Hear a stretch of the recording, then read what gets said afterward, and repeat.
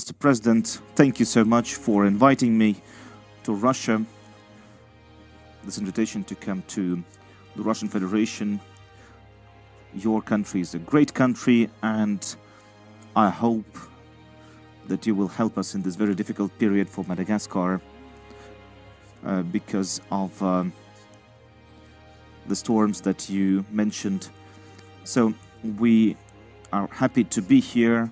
We would like to continue to develop our relations with the Russian Federation across all the areas that you mentioned: social sphere, healthcare, education, also the energy sector, hydrocarbons, infrastructure, and naturally in the military sphere.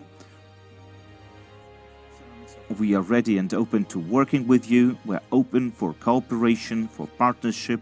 We're ready to enter a new stage in our relations. For 55 years, our country has been working with you, and right now we are ready to continue to develop these new relations of partnership with Russia. Mr. President, I'd like to start by offering my condolences because of the weather situation which took the lives of the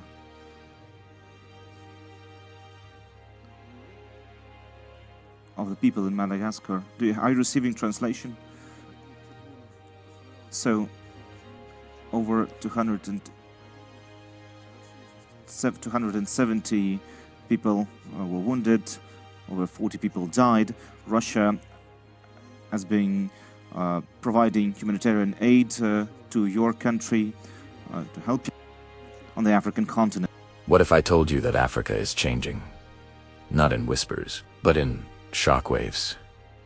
What if I told you that another African nation is quietly stepping out of the shadow of France and walking straight into a new world of power, alliances, and independence? Today, Madagascar did something that made Paris uncomfortable and made the world pay attention. The president of Madagascar arrived in Russia aboard a Russian plane, escorted by Sukhoi fighter jets.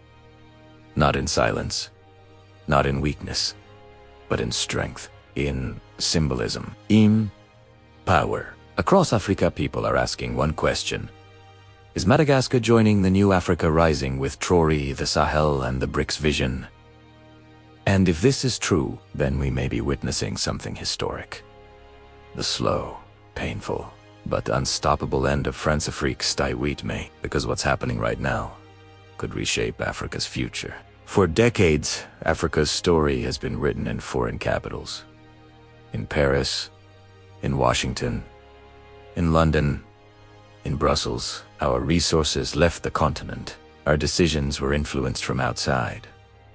Our leaders were welcomed or punished, depending on who they served. This system had a name: France-Afrique, a network of control, influence, military bases, currency dominance, and political pressure, especially in Francophone Africa. But something has changed. In Mali, in Burkina Faso, and in Niger, we saw leaders stand up and say, enough. Captain Ibrahim Traoré became a symbol of a new African mood. No more endless dependency. No more silent obedience. No more selling the future for short-term comfort. And now, Madagascar is sending a message of its own. The president of Madagascar arrives in Russia on a Russian aircraft, escorted by Sukhoi fighter jets. Let that sink in. This wasn't a normal diplomatic visit. This was symbolism. This was messaging. This was geopolitics spoken in the language of power. He is warmly welcomed in Moscow.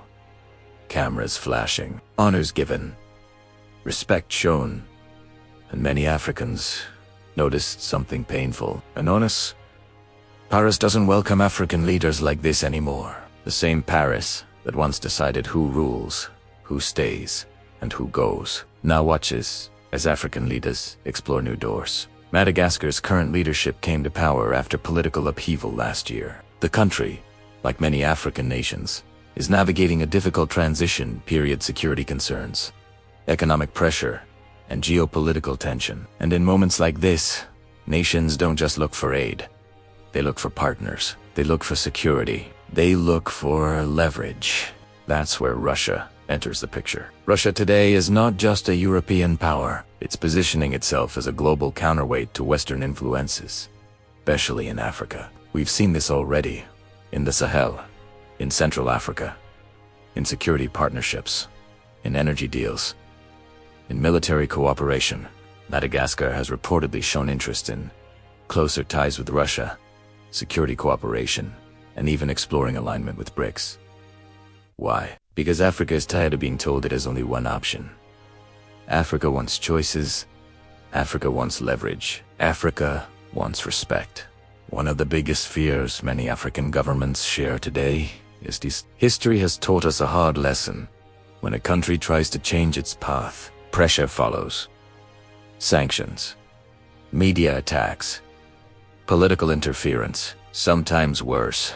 Madagascar, like others, is watching what happened in the Sahel, and it's asking, how do we protect our sovereignty? For some leaders, the answer is simple.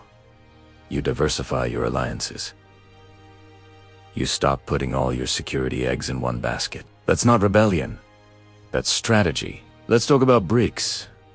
Brazil, Russia, India, China, South Africa, and now, new members joining. BRICS represents something bigger than just economics. It represents a world no longer controlled by one center of power. When African countries show interest in BRICS, they are saying, we want development without lectures. We want trade without humiliation. We want partnerships without political chains. If Madagascar moves closer to this bloc, it's not anti-West, it's pro-sovereignty. Let's be honest, the rise of leaders like Ibrahim Traoré changed something in the African mind. He reminded people that Africa can speak for itself. Africa can choose its own partners. Africa can say Nitrada, whether you agree with every method or not. The psychological shift is real. Madagascar's move fits into this wider trend. A continent slowly learning to negotiate from a position of dignity. But let's be mature. Changing partners does not automatically mean freedom. Russia is not a charity. China is not a charity. The West is not a charity. Every global power has interests. The real question is, will African leaders finally put African interests first? That is the real battle.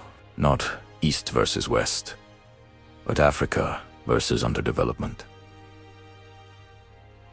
Today, Madagascar is sending a signal, not just to France, not just to Europe, but to Africa itself. The era of we have no choice is ending. The era of strategic choice is beginning. This doesn't mean copying Traoré. It doesn't mean worshipping Russia. It means thinking like free people. The future of Africa will not be built in Paris. It will not be built in Washington. It will not be built in Moscow or Beijing. It must be built in Africa. By Africans. For Africans. And maybe, just maybe, this is how the next chapter begins.